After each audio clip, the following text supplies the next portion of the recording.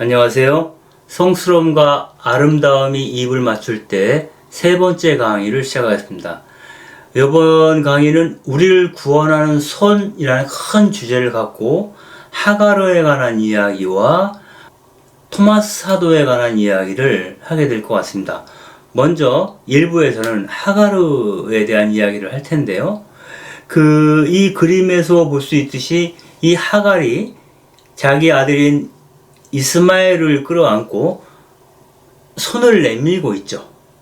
즉 하느님께 탄원하는 그 손이 하느님으로 하여금 응답케 한다. 하느님을 이 하갈 안에 현존케 한다 라는 뜻으로 읽힐 수 있을 것 같습니다. 먼저 여러분이 하갈이 누구인지를 알아야겠죠. 하갈은 아브라함의 아내였던 사라의 몸종이었습니다.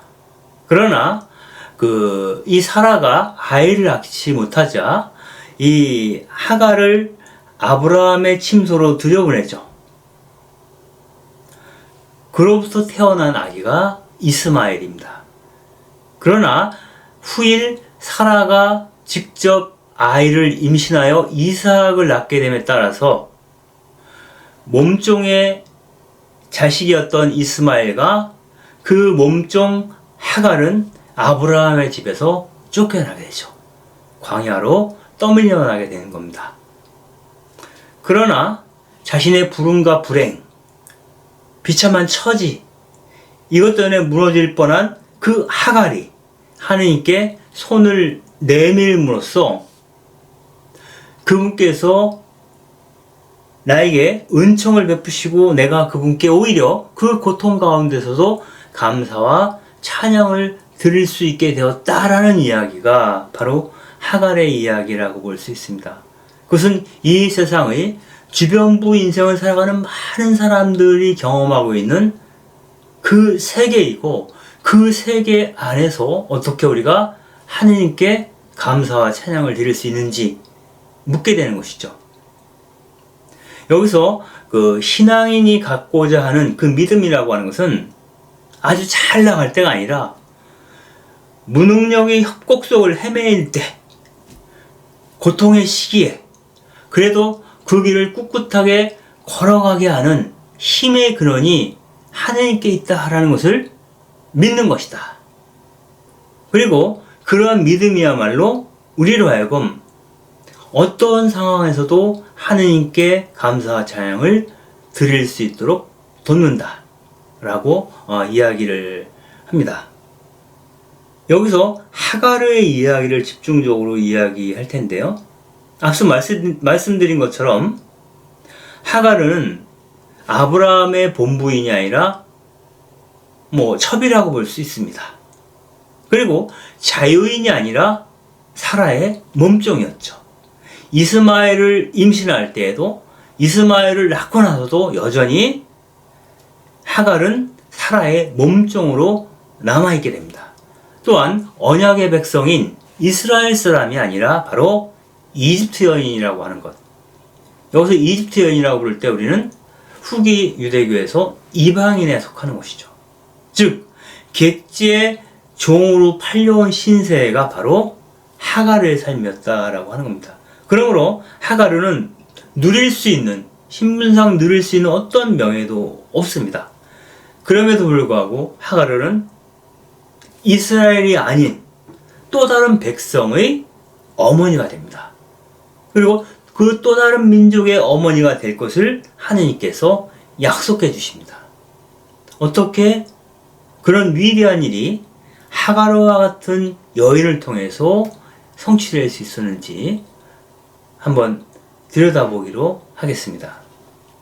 우리 그리스도인들은 사실상 하갈에 대해서는 관심이 없습니다.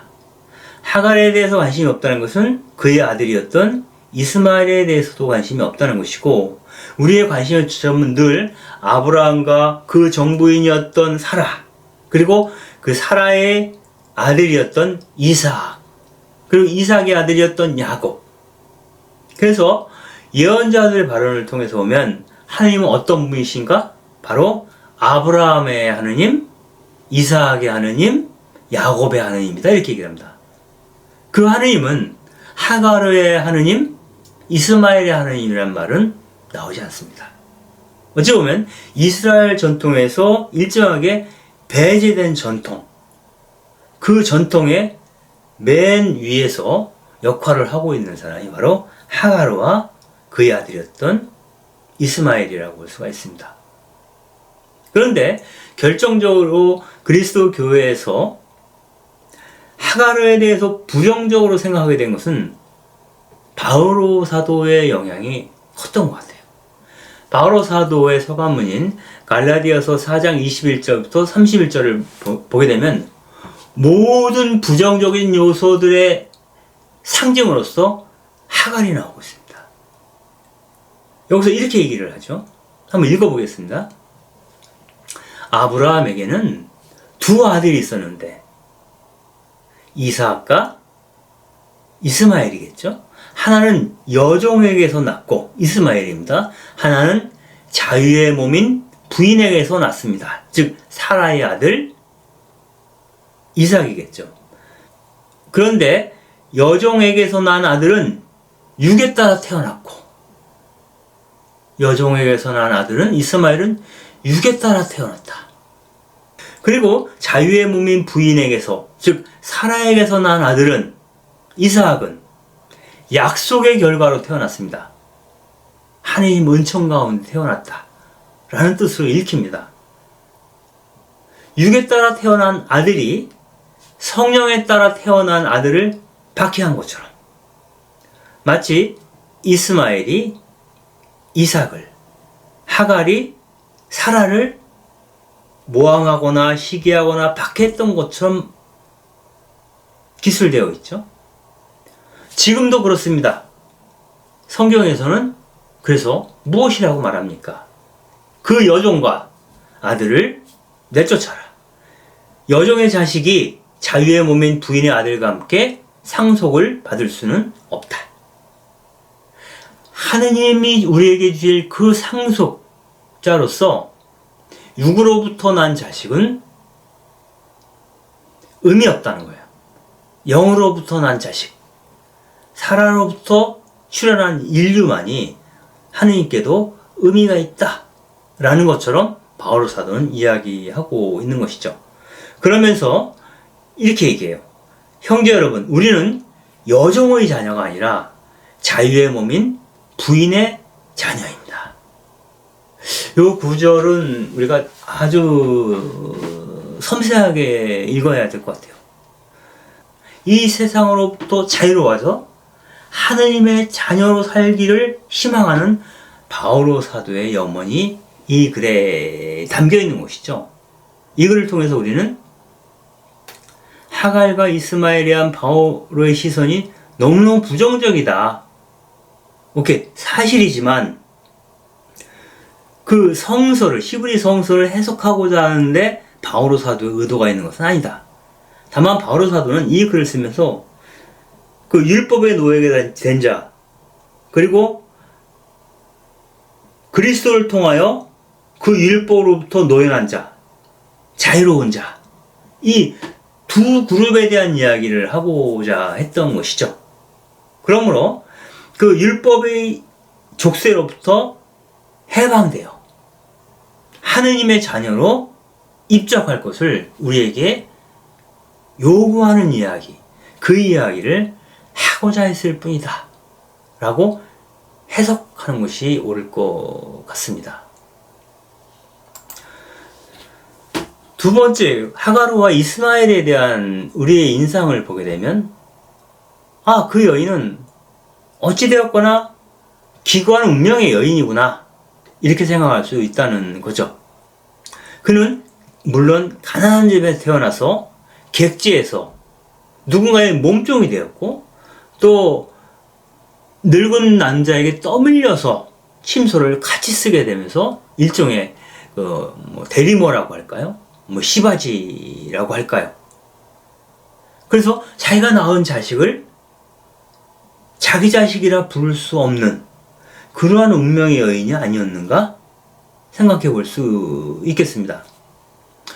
더군다나 그 아이를 수태했을 때 하가르가 사라를 능멸했다는 이유로 사라의 박대를 받습니다.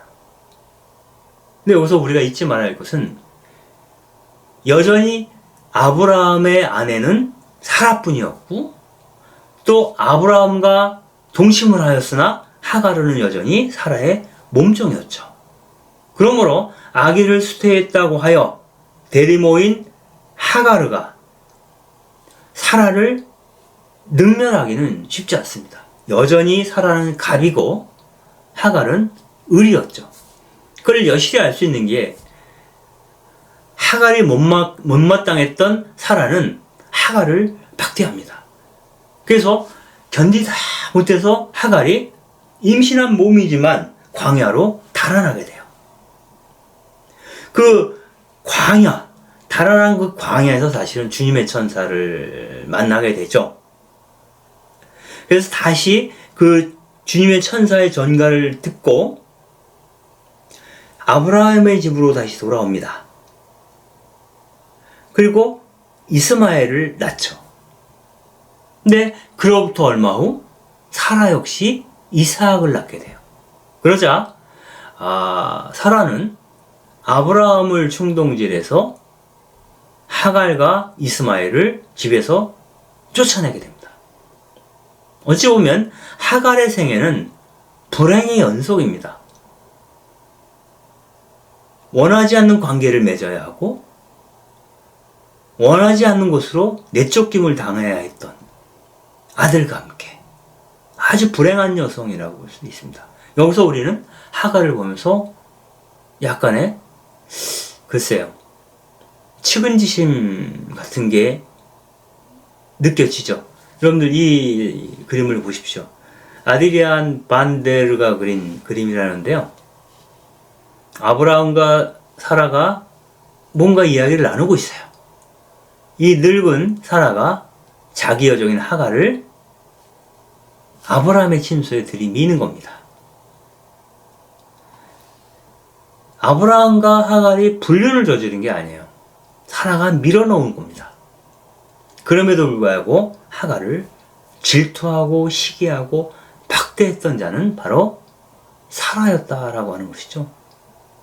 그리고 이 아브라함은 언제든 어정쩡한 입장, 그런 스탠스를 취하게 됩니다. 좀 더 보시죠. 이 그림은 렘브란트의 하갈과 이스마엘을 내쫓는 아브라함이라는 그림입니다. 이 그림의 형상이 아주 묘합니다. 가운데에 아브라함이 있고요. 오른쪽에 하갈과 이스마엘이 있습니다. 왼쪽에 사라와 이삭이 있고요. 그리고 이 집에서 키우는 이 개가 이 집을 떠나는 하갈을 배웅하러 나오고 있습니다. 여기서 보면 이 사라는 기묘한 웃음을 흘리고 있어요. 만족스럽다는 뜻이겠죠. 그러나 이에 대조적으로 하갈은 눈물을 훔치느라고 수건으로 얼굴을 갖다 대고 있을 때는 얼굴도 보이지가 않아요. 익명이라고 말할 수 있겠죠. 그리고 집 안벽의 그 그림자, 어두운 그림자 속에 이삭은 숨어서 몰래 밖을 내다보고 있습니다. 이삭이 내다보고 있는 동안 이스마엘은 아무것도 모른 채 엄마를 따라서 길을 나서고 있는 걸 볼 수가 있습니다. 그리고 그 당시 아브라함이 하가르를 내쫓으면서 내어준 것은 떡 한 조각하고 물 한 가죽 부대였다라고 해요. 물과 떡만 주어서 광야로 내보낸 것이죠. 그런데 여기서 아브라함의 자세를 보게 되면 한 발은 계단 위에 올리고 있고 한 발은 바닥에 대고 있죠. 사라 쪽으로 향한 발이 한 계단 높다라고 하는 거예요. 그리고 하갈 쪽으로 내딛는 발은 한 계단 낮죠. 이 한 계단 차이의 마음의 상태, 사라와 하갈에 대한 아브라함의 한 계단 차이의 마음이 두 사람의 운명을 완전히 갈라놓게 됩니다. 한 사람은 자기 자식인 이삭과 아브라함과 다복한 삶을 살겠죠. 그러나 이 두 모녀는 이 한 계단 차이의 아브라함의 마음의 격차로 인하여 광야로 내쫓김을 당하게 되는 거죠. 여기서 이러한 이해관계에 전혀 매이지 않고 이들을 배웅하러 나오는 개 한 마리를 우리는 볼 수 있습니다. 이것은 보통 사람들이 갖고 있는 인정, 마음, 이런 것들, 아마 이런 것들을 보여주는 것이겠죠. 즉, 이 개는 사라처럼 웃지도 않고 아브라함처럼 우물쭈물, 우왕좌왕, 엉거주춤한 자세로 있지도 않고 또 이삭처럼 숨어있지도 않고 평소 하던 대로 하갈과 이스마엘을 배웅하러 나오고 있습니다. 이 그림을 보면서 우리는 이 어정쩡한 태도를 보이고 있는, 결국은 약자들을 죽음으로 내몰고 있는 아브라함의 이 모습에 화가 날 수 있습니다. 한 재산 줘서 내보내는 것도 아니지 않습니까? 어떻게 이렇게 매정하게 자신과 살을 섞은 그 여인과 자기 아들을 내보낼 수 있는지 사실 상상하기 좀 어렵죠. 이 국면을 렘브란트가 잘 포착해서 그림을 그리고 있습니다. 그런데 렘브란트가 왜 하갈의 입장에서 이 그림을 그렸는지 참 신기해요. 전통적으로 교회 안에서 하갈 얘기 안 하거든요. 하갈과 이스마엘은 보통 그 아랍인들의 조상이라고 얘기를 하지 않습니까? 그리고 모든 모든 히브리 성경은 이 아브라함으로부터 사라로부터 이삭으로부터 이어지는 그 정통에 대해서만 주로 얘기를 하고 있어요. 그런데 렘브란트는 이 성서를 읽으면서 하갈에게 주목해서 그림을 그리고 있는 듯한 느낌이 듭니다. 슬픔에 가득 차 있는 하갈과 이스마엘, 그리고 이를 내다보며 실실 웃고 있는 사라. 우리 마음에서 어떤 그 판단? 이런 것들이 서지 않습니까? 누구의 손을 여러분들은 잡아주고 싶습니까? 아마 렘브란트는 이 하갈의 마음에 공감하면서 아브라함의 어정쩡한 태도에 화가 나 있는 것 같은 느낌이 들어요. 근데 그를 그 미천한 여종으로 하갈을 보든, 그리고 불행한 기구한 운명을 타고난 그런 여성으로 보든, 하갈을 늘 우리는 불행하고 우리의 동정을 받을 만한 그러한 인물, 수동적인 인물로 바라보게 됩니다. 그러나 하갈은 수동적인 인물이 아니라 굉장히 능동적인 인물이었던 것 같아요. 하느님께 때로는 항의를 할 수 있는, 결과적으로 이러한 그 하갈의 태도가 매우 놀라운 방식으로 하느님을 만나게 하고, 마치 우리가 앞서 말씀드린 것처럼 아브라함의 하느님, 이스하악의 하느님, 야곱의 하느님을 부르듯이 하갈의 하느님이라고 부르게끔 하는, 즉 하느님을 만난 또 다른 의미의 믿음의 조상이 되었던 사람이 바로 하갈이었다 라는 것을 우리가 알 수 있는데요. 그것은 하갈가 이민 중에 사라의 박대를 피해서 광야로 나아갔을 때 발생한 사건을 통해서 아주 웅변적으로 드러나게 됩니다. 그 하갈은 수르 쪽으로 가는 길가에 있는 셈에서 천사를 만나게 되는데요. 이 천사가 이렇게 얘기하는 거예요. 여주인, 즉 사라에게 돌아가서 그녀에게 복종하며 살라고, 그런 말을 들어요. 이 말은 하갈로 하여금 학대와 고통의 장소로 되돌아가라, 이런 말을 하고자 함이 아니라는 거예요. 이스마엘을 통해서 너에게 많은 자손을 주겠다고 언약을 합니다. 비슷한 언약을 받은 사람이 있죠. 바로 아브라함입니다. 이 바다의 모래알처럼 헤아릴 수 없는 그러한 자손들을 너에게 주겠다 하고 하느님께서 아브라함에게 약속하셨듯이 하갈에게도 똑같은 약속을 하십니다. 그리고 네 몸에서 태어난 그 아기의 이름을 이스마엘이라 하여라 함으로써 즉 태어날 아기의 이름까지도 지어줍니다. 마치 가브리엘 천사가 마리아에게 장차 태어날 아기의 이름을 가르쳐 준 것처럼. 보세요. 이렇게 얘기를 합니다. 보라, 너는 임신한 몸, 이제 아들을 낳으리니 그 이름을 이스마엘이라 하리라. 네가 고통 속에서 부르짖는 소리를 주님께서 들으셨다. 이렇게 얘기합니다. 이거 아주 놀라운 얘기입니다. 이스마엘이라고 하는 그 아들의 이름은 하느님께서 들으신다는 뜻이에요. 무엇을 듣겠어요? 이스마엘과 하갈이 고통 속에서 부르짖는 소리를 들으시는 분, 바로 그게 나라는 거예요. 그 뜻을 담아서 하갈의 아들의 이름을 하느님께서 들으신다는 뜻의 이스마엘이라고 지어주게 됩니다. 결국 그 하갈의 부르짖는 소리에 응답하시고 그녀에게 천사를 보내신 분이 바로 하느님이라고 하는 거고요. 결국 하갈은 수태고지를 받은 최초의 인물이라고 볼 수 있습니다. 장차 네 몸을 통해서 하느님께서 큰 일을 하실 것이니 하갈가 이 수태고지를 받고요. 그 다음에 마리아가 수태고지를 받게 되는 거죠. 그리고 수많은 자손이 너로부터 비롯될 것이다 라고 하는 약속을 받은 유일한 여성입니다. 남자들 가운데는 아브라함이 있고요.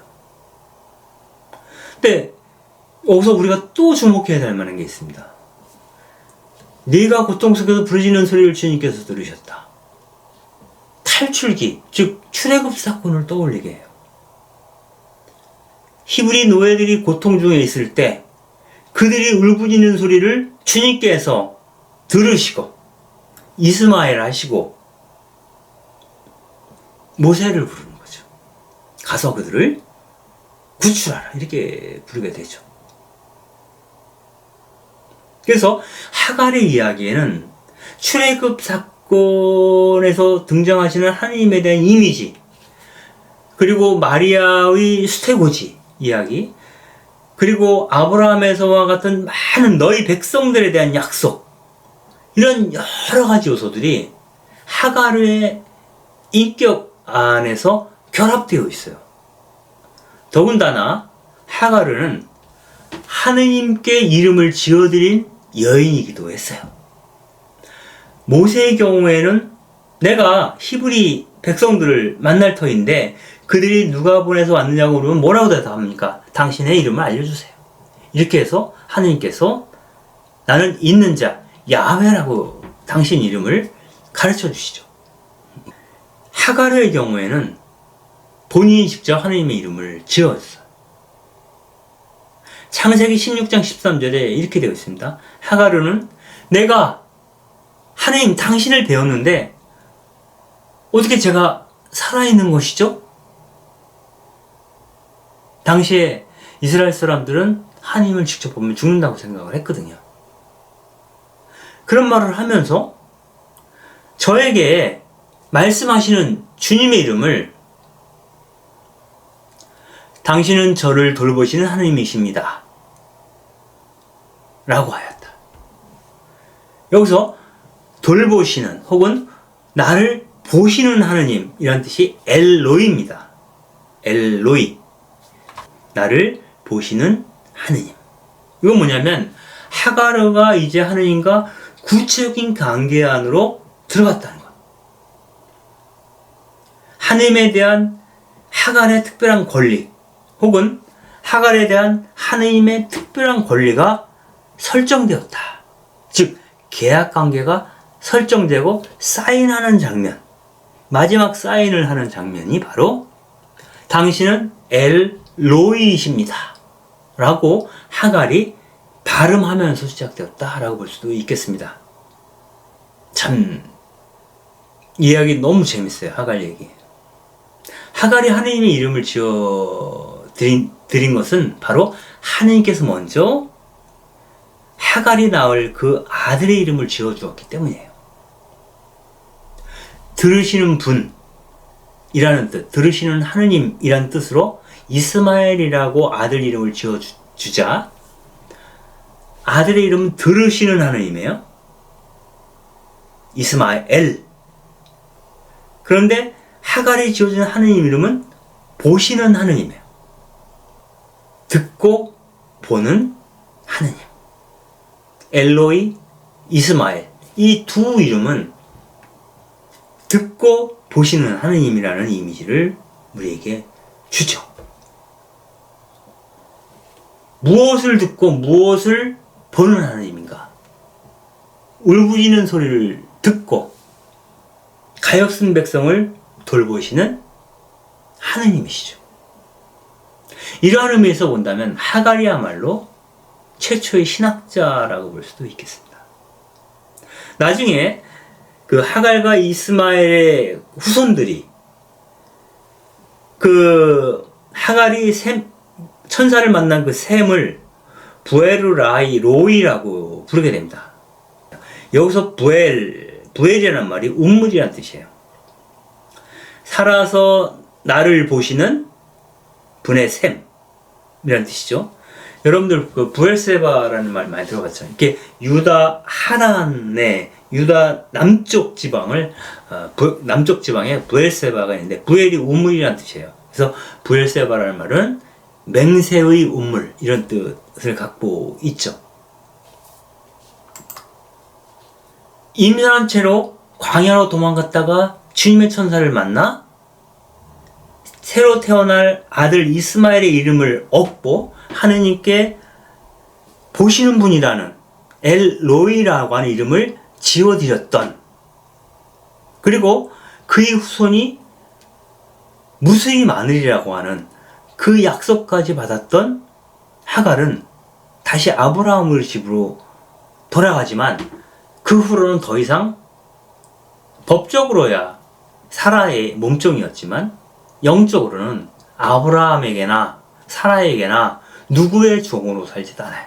자기 운명을 그들에게 맡기지 않은 여성으로 서게 됩니다. 즉, 한 사람의 몸종에서 하느님의 언약을 믿는 사람이 되었다라고 이야기할 수 있겠습니다. 또한 그 몸으로 나온 이스마엘조차도 아브라함의 아들이라기보다는 바로 하갈의 아들로 불리게 만들죠. 즉 이스마엘은 아브라함의 아들이 아니라 하갈의 아들이 돼요. 실제로 이 그림에서 보듯이 아브라함은 이스마엘을 그 어미와 함께 내보냈거든요.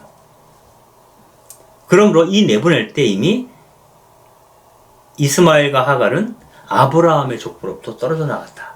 이렇게 볼 수도 있겠습니다. 결국 하갈은 아브라함의 집으로 돌아가서 이스마엘을 낳죠. 그런데 그 얼마 뒤에 사라 역시 이삭을 낳게 됩니다. 그러자 사라의 마음이 불편해졌던 것 같아요. 어느 날은 이스마엘이 갓난쟁이인 이삭을 놀리는 것을 보고 아주 못마땅했던 거예요. 그런데 실제로 더 중요한 이유는 어떻게 사라의 몸에서 내 몸에서 난 이삭과 내 몸종의 몸에서 난 이스마엘이 아브라함의 공동상속자가 될 수 있겠는가? 여기에 불만을 품게 됩니다. 그래서 그 상속분을 주지 않기 위해서, 상속으로부터 배제하기 위해서 사라는 아브라함을 부추겨서 하갈과 이스마엘을 내쫓도록 하죠. 결국 아브라함은 그 요구를 거절하지 못하고 하갈과 이스마엘을 집에서 내보내게 됩니다. 사라는 이렇게 얘기하는 거죠. 저 여종과 그 아들을 내쫓으세요.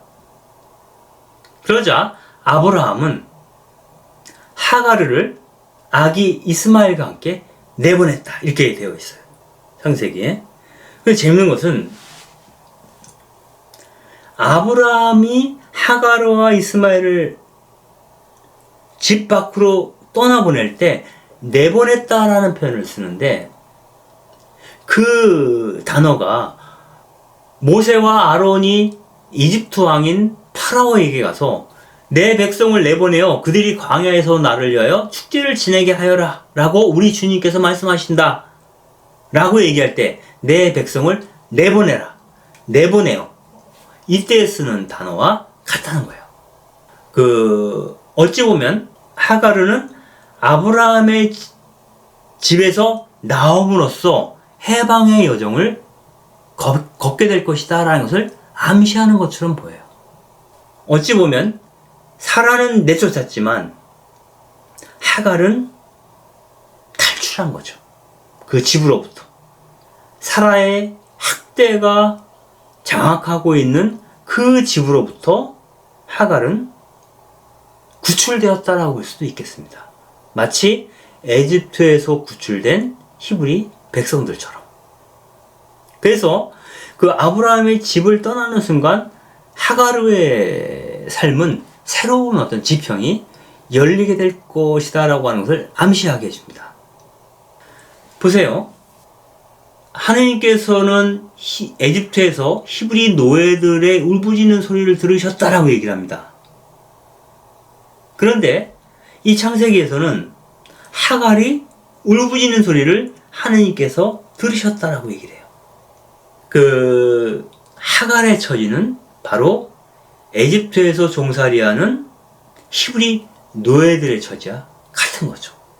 사실상 하갈이나 히브리인들이나 다들 에집트에서 혹은 아브라함의 집에서 노예로, 종으로 살았던 거죠.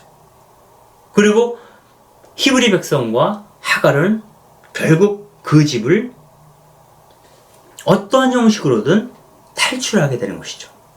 그리고 그 일을 도모하신 분이 바로 하느님이시고 그 하느님께서는 이들이 그 땅에서 혹은 그 집에서 울부짖는 소리를 들으셨기 때문에 그러한 행동을 하시기로 마음먹었다는 겁니다. 또한 하가르와 모세와 그의 히브리 백성들은 광야에서 하나님을 만난 것처럼 또 그 광야에서 하느님의 이름을 알게 됨으로써 하나님이 누구신지 깨닫게 되었던 것처럼 결국 내 울부짖음을 듣고 응답하시는 하나님을 광야에서 만나고 그분의 음성과 그분의 이름을 알아듣게 되면서 히브리인들은 언약의 백성이 되었고 하가르의 후손들은 아브라함의 집을 떠나 큰 민족을 이루게 되었다 라는 사실을 우리는 여기서 발견하게 됩니다. 그러면 어찌 보면 탈출기에서 나타나는 그 모든 구조가 사라의 집에서 하갈이 탈출하는 과정에서 그대로 재현이 됩니다. 이스라엘의 본 역사, 이삭으로 연결되는 사라와 이삭으로 야곱으로 연결되는 그 역사가 아니라 하갈의 역사 안에서 그 출애굽 사건이 재현되고 있어요.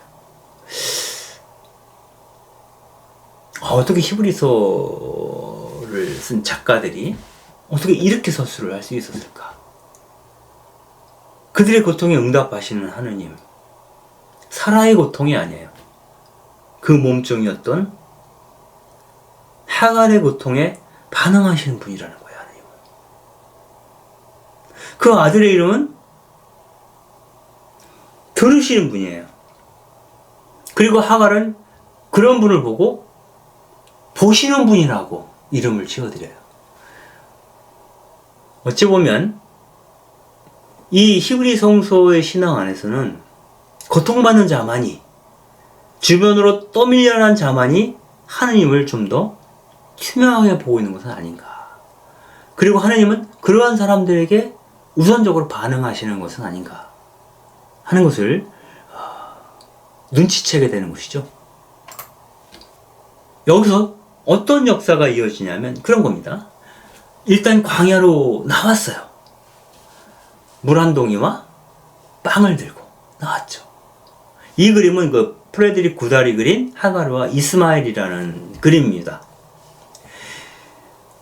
그 길을 나선 하가르는 브에르세바 광야에서 헤매게 됩니다. 근데 가죽 부대에 담아왔던 그 물이 다 떨어지게 되죠. 그러자 아기를 덤불 밑에 내려놓고 활을 쏘면 그 한바탕 거리, 활이 날아갈 수 있는 거리, 꽤 그래도 한 100여 미터는 되겠죠? 그 거리로 떨어져서 막 아기를 마주보고 앉습니다. 그러면서 이렇게 생각하는 거죠. 내가 어떻게 우리 아기가 죽어가는 꼴을 볼 수 있겠냐. 그러자 자신의 처지가 슬슬 목 놓아 울었다는 겁니다. 근데 목 놓아 울고 있을 때 하갈이 이름을 지어줬던 그 하나님, 들으시는 하나님께서 그 아이의 하갈의 목소리를 듣게 되죠. 그래서 하나님의 천사가 다시 하갈에게 옵니다. 와서 이렇게 얘기를 하는 거죠. 하갈야, 어찌된 일이냐? 두려워하지 마라. 마리아, 두려워하지 마세요. 수태고지랑 비슷해요. 두려워하지 말아라. 하느님께서 저기 있는 아이의 목소리를 들으셨다. 일어나 가서 아이를 들어 올려 네 손으로 꼭 붙들어라. 내가 그를 큰 민족으로 만들어 주겠다. 이런 약속을 해주시죠. 그런 다음 하느님께서 하갈의 눈을 열어주니 우물이 보이는 거예요. 가죽 부대에 물을 채우고 아이에게 물을 먹이게 되죠. 이 창세기에서는 이렇게 되어 있어요. 하느님께서는 그 아이와 함께 하셨다. 그리고 그는 자라서 광야에 살며 활잡이가 되었다. 이렇게 얘기해요. 아마 이 백성들이 활을 굉장히 잘 쐈던 모양이죠. 우리 조선 백성들처럼.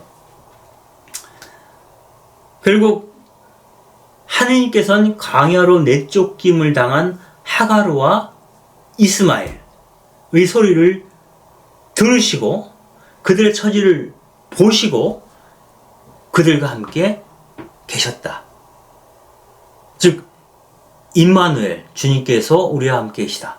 임마누엘이 실현된 상태가 바로 하갈과 이스마엘의 공간 안에서 발생을 하게 되는 겁니다. 다시 한번 확인하면 출애굽 사건의 구조가 그대로 하갈에게 전달이 되고 그것을 우리는 수태고지 안에서 또다시 발견을 하고 있어요. 놀라운 발견이죠. 그 뒤로 이 그림을 보게 되면 그 프레드릭 구달이 그린 이 그림을 보게 되면 이 두 사람은 뒤를 돌아다보지 않아요. 결코 다시는 아브라함의 집을 돌아보지 않는다. 에집트를 떠난 백성이 에집트를 그리워하는, 여러분들 그 에집트에서 탈출한 히브리 백성들이 광야에서 너무 먹고 살기 힘드니까 에집트에서의 생활을 그리워하잖아요. 그래서 결국은 우상을 세우고 숭배하죠. 그러자 십계명을 받아왔던 모세가 레이지파 사람들을 소집해서 그들을 모두 참살합니다. 즉 과거와의 인연을 완전히 끊어버릴 것을 하나님께서는 요구하시는 것인지도 모르겠어요. 이 하갈과 이스마엘은 하나님의 약속만 믿고 뒤를 돌아보지 않는다는 겁니다. 눈앞에 보이는 것이란 막막한 광야뿐이지만, 그리고 그들이 갖고 있는 것, 이 그림에서 갖고 있는 것은 물 한 동이와 이 빵 한 덩어리 뿐이지만, 아이는 아직 어리고 여성인 나는 유린당하기 쉽지만, 그래도 뒤를 돌아다보지 않고 맨발로 앞으로 나아가고 있는 겁니다. 맨발로 앞으로 나아가고 있어요. 그리고 이 하갈의 오른손을 이렇게 불끈 쥐고 있어요. 어떤 결의, 의지, 하나님에 대한 굳은 믿음, 뭐 이런 걸 상징하는 거죠. 이 확고한 믿음, 막막한 광야를 바라보며 걷는 과정에서 그럼에도 불구하고 그분에 대한 굳은 신뢰를 버리지 않겠다는 그 마음, 아마 그것이 하느님이 이들과 함께 하게끔 한 그러한 동인일 수 있지 않을까 하는 생각을 해볼 수 있습니다. 물동이를 어깨에 이고 내딛는 걸음이 죽음으로 가는 길이 아님을 하갈은 확신하고 있다고 이 그림은 이야기를 합니다. 그분께서는 이 하갈이 지어준 이름처럼 나를 보시는 분, 나를 돌보시는 분이라고 믿기 때문이죠. 여기서 이 이스마엘조차도 어리광을 부리지 않아요. 엄마 쪽을 바라보고 있죠. 그리고 자기 몫의 빵주머니를 챙기고 있어요. 아마 이 아이는 엄마의 그 의연한 태도를 몸에 익힐 거라는 거죠. 여기서 우리는 우리들의 믿음에 대해서 다시 한번 생각해 볼 수 있을 것 같습니다. 믿음이라고 하는 것은 불행과 고통에 빠졌을 때 위로받고자 하는 소극적인 태도. 당장에 위로받고 싶죠. 그러나 거기에 위로받고자 하는 마음에만 머무는 것이 아니라 그럼에도 불구하고 앞으로 가는 거죠. 그럼에도 불구하고 하나님이 내게 주신 약속을 믿고 나아가는 그 움켜진 손 안에서 믿음이 성장한다 라고 볼 수 있겠습니다. 그리고 그렇게 꽉 쥔 그 손을 하나님은 결코 잊지 않으신다 라고 볼 수 있겠습니다. 우리의 불행이 희망을 갖지 못하게 하는 원인으로 작용해서는 안 된다 라는 이야기를 이 그림에서는 해주고 있는 것 같아요. 맨손인 채로, 맨발인 채로 광야를 걷고 있지만 손을 꽉 쥐고 하나님에 대한 확신 안에서 걸어갈 수 있다면 그를 돌보시는 하나님 안에서 우리는 희망을 얻어 누릴 수 있을 것이다. 그리고 그 희망은 반드시 성취될 것이다 라고 믿는 게 신앙이지 않을까 하는 생각을 해봅니다. 이어서 2부에서는 그 손에 대한 또 다른 이야기를 여러분들과 나누도록 하겠습니다. 감사합니다.